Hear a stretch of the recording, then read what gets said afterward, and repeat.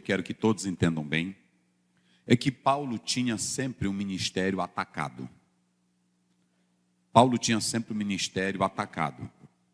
E aqui, nessa igreja de Corinto, olha o lado ilógico e contrassenso.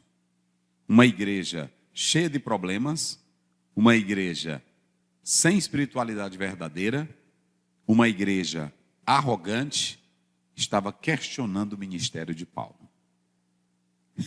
Nós vamos começar por aqui.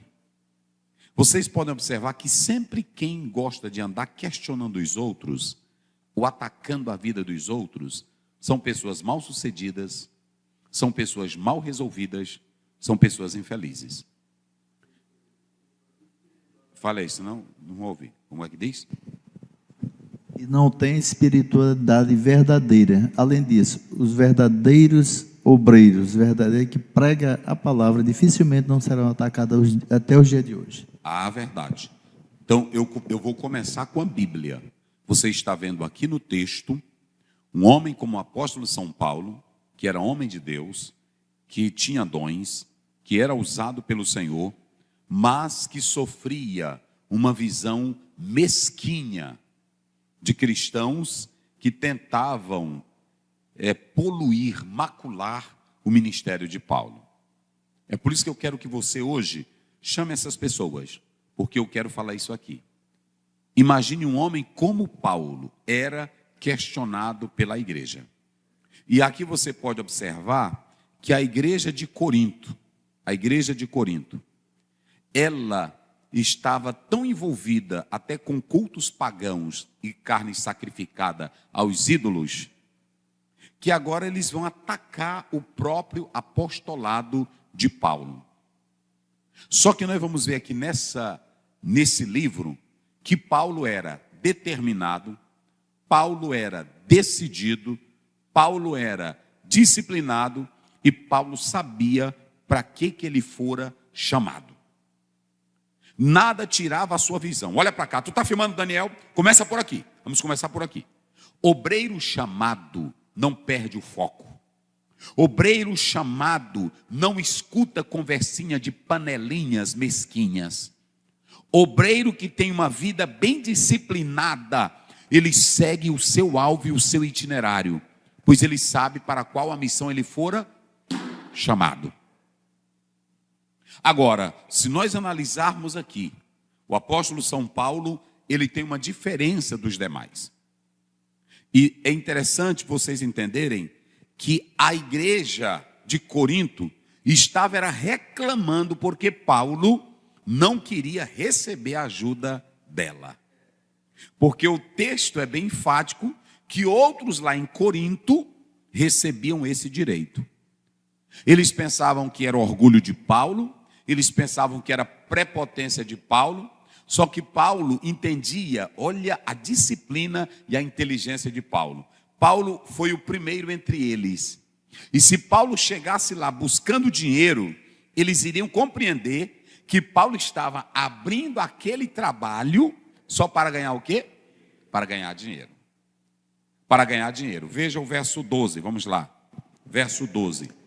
Se outros participam deste poder sobre vós, olha aí. Por que não mais justamente nós? Se outros fazem o quê? Participam. Vai, pode ler aí. Se outros participam deste poder sobre vós, por que não mais justamente nós? Por que não também vós? Nós, não é isso? Então você tem aqui essa expressão grega. Olha aqui, ó. Digam comigo. En kopen. Vamos lá? En kopen. Vamos lá? En kopen. Se vocês analisarem, ele está dizendo: eu não quero ser barreira, eu não quero ser trincheira, eu não quero cortar o caminho reto do evangelho.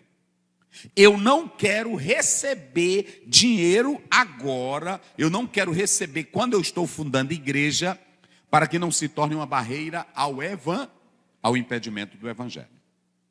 Porque como ele era um apóstolo que estava dando início à missão, se ele naquele momento entendia, ele fosse receber dinheiro daqueles irmãos, porque Paulo recebeu outras ajudas, como ele recebeu a ajuda da igreja de Filipos, entenderam?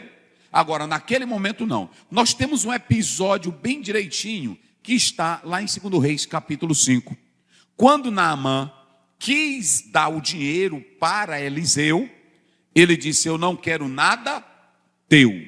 Por que Eliseu não quis?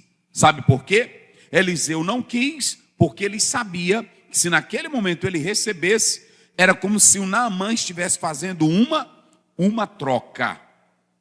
Uma troca. A cura pelo pagamento recebido. Então, ele diz: eu não quero nada teu. Então, é muito importante que os irmãos compreendam essa particularidade do apóstolo São Paulo. Agora, por que Paulo tinha esse brilhantismo? Por que Paulo tinha essa virtude? Porque Paulo perseguiu a igreja e ele achava no seu coração que ele era um devedor fora do normal para com Deus.